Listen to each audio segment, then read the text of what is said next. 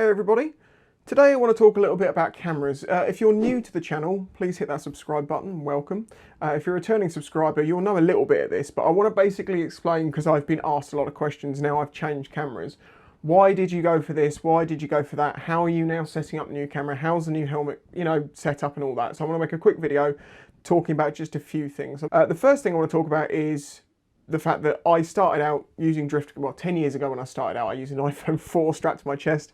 I very quickly moved on to using drift cameras. And I mean, a long time ago, this is what I started with, which was a stealth. This thing is massive. But as you can see, because you mounted it long ways like that in your helmet, back in the day compared to the old GoPros, which were massive and a lot bigger than they are now, this was a pretty good answer. And this camera was as reliable as you could get them. This thing will still turn on now. It's only like, it's 1080p at 30 FPS. But yeah. Also, I'll note, can you see how sticky and disgusting this looks? This is because they've used, I think it's like butyl rubber or something. You get this on tools as well. It gives a piece of equipment like a nice rubbery feel to it, like a soft satin rubber feel, for the first few years, and then it turns into gluey, sticky, horrible mess. Drift, for the love of God, will you stop doing that to cameras? In between, the first one and the last cameras I used, Ghost S's, no longer made by Drift.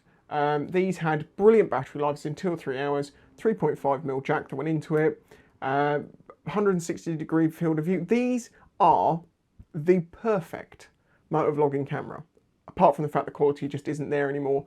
There was a few glitches and stuff, but these, size-wise, performance and everything, I love these. And as I've said to Drift along the way, you make a 4K or even a 2.7K version of this, 60 FPS, you will sell loads.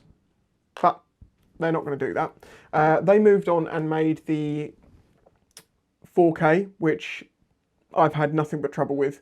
The quality of it is slightly better than, well, it's a lot better than the other ones, but it's not quite as good as what I would expect for a 4K camera. But no end of trouble. Really not happy with this thing, and after losing a lot of footage, which this is my job, okay, so if I lose a video, it's not just an annoyance, it financially hurts me because it means it delays me making another video. So these are tools to me, and I can totally get how if you've got one of these and it works for your needs, you will love it, because it is very small and it fits on the side of your helmet nice and all of that, and it's got like a 6 hour battery life or something like that, but it just isn't what I need. Not having a 3.5 jack on it like the old cameras, not a good move, but neither is the GoPro. In fact, it's worse on the GoPro. But they did with the 4K, as I point out. They used the butyl rubbery stuff on this camera as well. So if you own a 4K and it doesn't look like this yet, trust me, it will. People of companies making equipment, stop putting that rubber coating on it, because it's almost like a fuse that even if the camera survives, you don't want to use it anymore because you can't really get that stuff off. Anyway, it's the reliability that made me move on to different cameras, and particularly to the GoPro. The reason I went for the GoPro over, say, for instance, the Sony, which has kind of got the form factor of the good Ghosts with the quality and stuff, is that it's £500. And I got this camera for, I think I paid $280 for it in the end because of the deal I got. I ended up spending $400, but I got extra batteries and all sorts for that. But yeah, between the Sony and this, I decided to go with GoPro because they're more known. There's more people use GoPros for action stuff. There's more people trying to do things, learning stuff about them, finding tricks and stuff. Finding support for issues is faster because the more people have it, the quicker answers are found. I just decided that GoPro is the direction I wanted to go in, which is something I didn't think I'd ever do. But the camera's got smaller, the mounting options got better. So let's show you how I mount this onto my helmet, because that's one of the questions that's been asked, and also what I'm doing for audio. So this is my Icon variant to Pro, the new one. Very nice helmet. Now, previously, I had this little Velcro cup sat somewhere around here on the helmet. With a piece of Velcro on here. I've always used Velcro. Well, I prefer to use Velcro. And then that camera slid into there, clunk, and then it lived up here somewhere like this. So I decided I don't want to go with the side mount option with the GoPro. Reason being, it's so wide that you do get a lot of helmet in the side of the frame. You know, this side of the frame would be filled with helmet. Even if you put it further down the chin, down here, I'm avoiding showing you the front of this for now, put it down here, it will reduce that, but it still has some helmet in it. And I decided I wanted to go with chin mount. This is what I've ended up having to do. And yes, I do agree that that is a horrible thing to do to such a beautiful helmet. If you like this helmet, you'll consider it a beautiful helmet. However, I had to do it. It's the best place to stick it. I tried sticking it on this flat here. As you can see, well, there is basically on this helmet standard, there's a flat here and then an angle there. If you put it on that one, when your helmet is at the position it needs to be to ride, normally that's where the peak's straight like this, that was too narrow, sorry, not too narrow, too length forward for the camera to be able to adjust back up to get it straight. It kind of was there, but it wasn't enough range of motion for me. Plus there was an advantage that I didn't realise until after I fitted this to putting it where I put it. So that is just a GoPro mount. It's actually not a GoPro official one, it's just one of the cheaper ones. But the thing I had to do to make it more secure, because it's kind of overhung the edge here where I wanted it lower and out my line of sight with the camera, so obviously didn't want the camera, you know, up here in my vision, is I used a product called Sugru. Now, thanks to Hippo Drones and to Jake the Garden Snake, they've previously told me about this stuff. I've never used it, and this was the first time that it was like, that's the stuff I need to use. It's called Sugru, looks like this.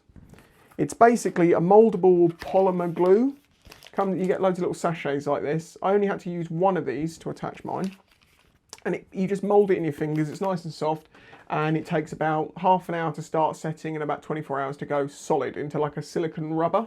It's quite expensive, but there is many uses for what you can do with this. You can repair stuff with it, you can make little, like if you need to make a handle on the camera, if it slips out your hand and you'd like there to be a little bump for your finger, you can use this for that.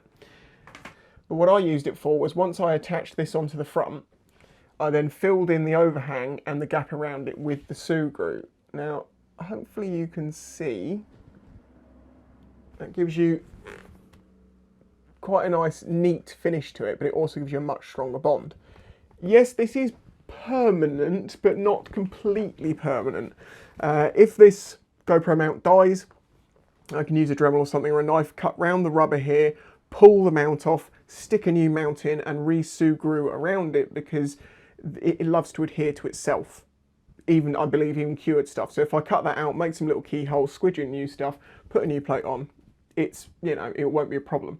This helmet will never be the same, but this is my work helmet. And as I say, yeah, it did hurt me a little bit to do this, but I do also have an ability to mount anything to the front of my face with a GoPro mount. Starts to give me some ideas. Again, a little tip from Hippo Drones is he said grab one of the ball mounts. These are called, I think these are called like ball joint buckles or something like that. It's basically this part here, it's about 25 quid. And this is a ball joint in here, so it can move the whole camera around, but it's incredibly tight. Really, really tight. So once you get it in the right place, it's not going anywhere. So if I stick this to the front of the helmet, like so, when I'm riding, it's actually more like that, and that's what we've got going on.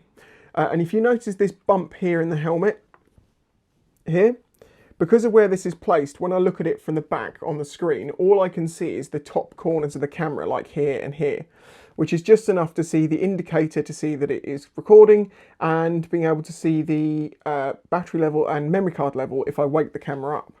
So, and that's while it's on my helmet without taking it off. So I can always see if it's recording, and by just waking the camera I can see, you know, because I've got the screens turned off automatically to save battery and not distract me so much, well, not that I can even see it, I can check on what my battery and memory is like without taking it off my head, which is absolutely fantastic. And you can see this ball mount just allows you to move backwards and forwards, which means I can also do that while I'm, you know, got it on my head, do everything I need to do, check the battery, record and, you know, make, I don't know, delete something, whatever. I can do that without taking off my head, and I'll just move it back, and because it's in my vision, I know reference points, I can put it back to the same place every time. So yes, that is the new camera attachment setup. It's on the nose of the helmet, Hero 9 with the buckle ball joint audio. In the past I had a Cena boom mic which I've adapted, I've got a video on that, inside the helmet behind the cheek pad, that then had a cable that went out. into an adapter that then plugged into the bottom of the Ghost 4K into its adapter hole. Unfortunately, because of the design of the GoPro, the battery compartment door has no access hole here for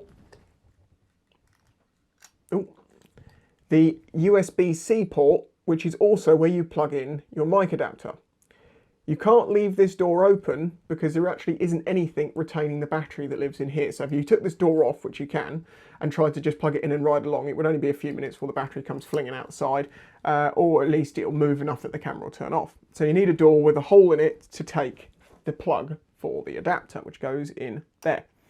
I've ordered one of those, but it's a few weeks away. So in the meantime, I'm using a Zoom H2N, which I'm actually using at the moment for this, which is a field audio recorder that I just plug the standard mic I have into, and you'll notice the same one I was using before.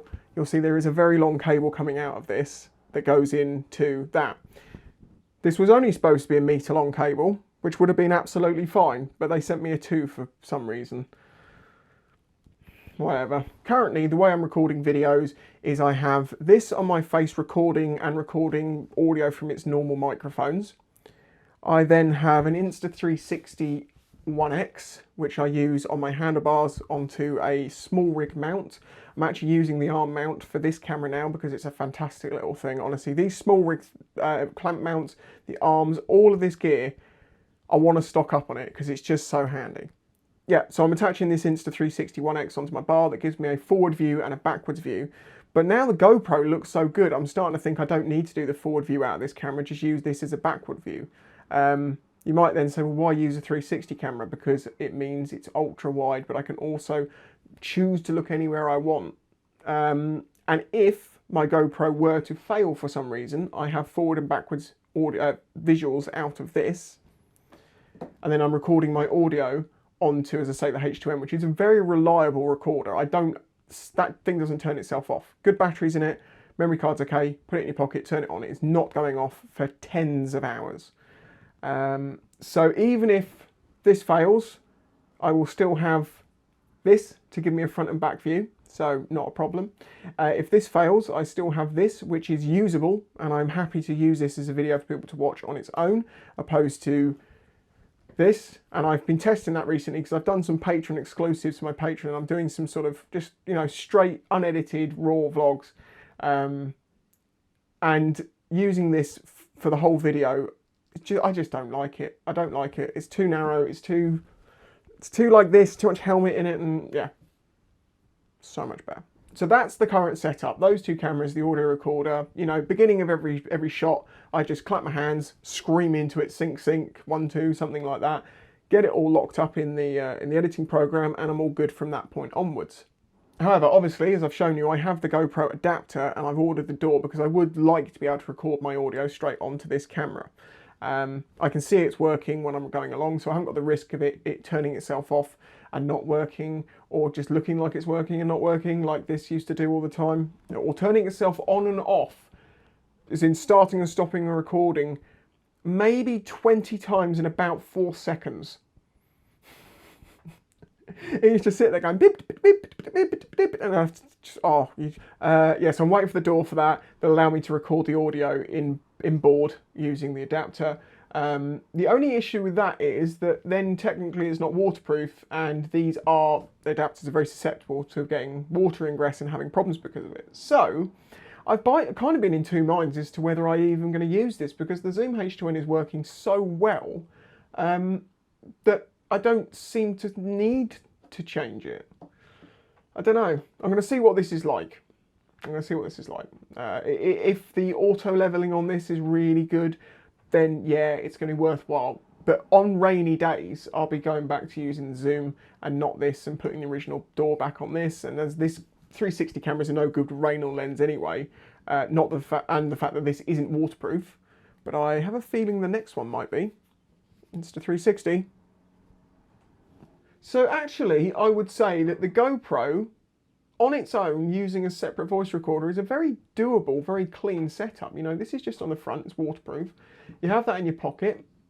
That's it, that's all you really need. But obviously there is a lot of ease to having inboard audio, because then you don't have to sync stuff together. But if you're using another camera anyway, then you have to sync this, so syncing all three doesn't become any more work, really.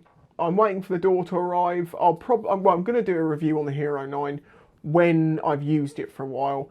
There has been, as I mentioned, I had some problems. I don't know if I mentioned this. I know I mentioned some on my Discord. It's a Patreon-only Discord, so only like 300 of you know what I'm talking about, and I think there's only a couple, maybe only about 50 of us on there or something. Join, if you're on my Patreon, there is a Discord. I recently reposted the link to it. And if you're not a member of my Patreon, consider joining and helping support this channel. I would really appreciate it. Yeah, as I was saying, I couldn't update this. I was having some real problems getting this to update. Wouldn't connect to my phone properly, and I still can't get that to work right. But I couldn't even get the GoPro website to give me the file, you know, to just upload it, update it manually. Turns out, I switched to Firefox instead of using Chrome, and it worked perfectly. So there was obviously, well, they're suggesting, and I have had some suggestions that, you know, maybe the cookies needed clearing, maybe the cache needed resetting. I never went on GoPro's website in the past, so I don't know why it would fail instantly on cookies or something like that if you had no previous versions to conflict with, if you know what I mean.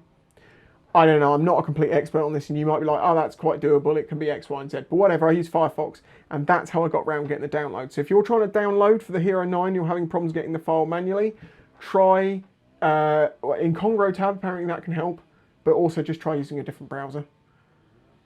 We may have just found a second reason for Internet Explorer to exist, for downloading Chrome and possibly getting updates from GoPro's website. If you can hear streaming going on, I am very sorry. If you can't, well done microphone. So yeah, in short, the new setup is this with the Zoom H2N recorder and my standard mic in my helmet, and then using this as my secondary camera, which is the 1X. And in the future, hopefully I'll be recording audio in body on this, apart from when it's raining, when I'll go back to the H2N. And that's if I decide to go, because the thing is, when I've attached this onto here, which is nice and clean, I then have to get this to connect to here, and I have to stick this onto the side of my helmet here, and then run the cable up the side like that. Not a big deal, but actually, as proven, not necessary. So, can't decide on that one. If you're interested to know what I think of this versus the Insta360 1R, both the 360 mod and the GoPro-esque mod, I have a video on that. For people who are just hobbyists and they want something that's like a GoPro and something like a 360 camera, yeah, these are actually all right. But when it comes to if you want a GoPro style camera, having now used the 9, get a GoPro. If you want a 360 camera, don't try and get a camera trying to be both things. Get a 360 camera. So there you go. Sorry this is a bit longer than I was planning, and it's a bit more to it than just my new camera setup, but I want to explain a lot of the stuff that goes on, like why I make the decisions I make, and also to show that I've always been honest with things. I've worked with Drift over the years, you know, I bought this myself originally. They did send me one of these. I bought the other one, but it's because I was having problems with it. And they did send me the 4K, 2 of them. And as I say, these were good. When something's not good, I'll say it. I no longer work with Drift anymore, because they probably don't want to work with me anyway, because I keep telling people about how crap their cameras are. But if you produce a good camera, I will say it's a good camera. So, you know, you were so close with this. Just get that thing, 2.7K, 60 FPS, 3.5, slightly bigger battery in it. You know you can do it because you've got this thing crammed down this small. Make sure it's like 160, something like that, field of view. You will sell them like hotcakes. I've just noticed I've actually got my full progression of motovlogging cameras here because I just grabbed this out. This is how it all started, okay? This is an iPhone 4 in a old case with like pieces of metal and stuff in it to make it more rigid, a plastic pot on the back to try and give me an angle. That went through the strap on the front of my jacket, my bag, sorry, like this. And that was my camera. That with a hands-free kit in my helmet. That's how I started motovlogging, because we didn't have the cameras you had now. To think that I started out with a, what is it, 720p 30 FPS, maybe 1080p 30 FPS, mobile phone strapped to my chest. And in 10 years, I have a, well, was it like 5K camera with smoothing and stabilization and all that sort of stuff in it. And in a 360 camera, which just wasn't a thing when these came out, I mean, yeah, there was some really expensive like versions. They come up with the technology, but back then a 360 camera was like 8 GoPros in a block. Or 4 was it? I can't remember. And then you had to like purposely use some special software to try and make what this does. I just think that shows you how far camera technology has come in the past 10 years. And also a little bit how spoilt some people can be. When I say some things and I'm talking about, you know, I started using this and this, and they started 2 years ago with all of these fantastic options for them to use. And it's like, you have no idea, man. You weren't there, man. You weren't there at the beginning. You don't know. You don't know. He doesn't know. He wasn't there, man. That's why I keep this thing, to remind myself of how far things have come. Anyway, there is all my chat about cameras. If you've got any more questions or anything, please go ahead. I apologise. This is way longer than it needed to be, but I really wanted to just talk about cameras because I love talking about cameras. But that should answer also all the questions about how my new camera setup works and all that sort of stuff. Right, thanks for watching. Huge thanks to my Patreon supporters. Huge thanks to the people that watch these videos and hit that like button.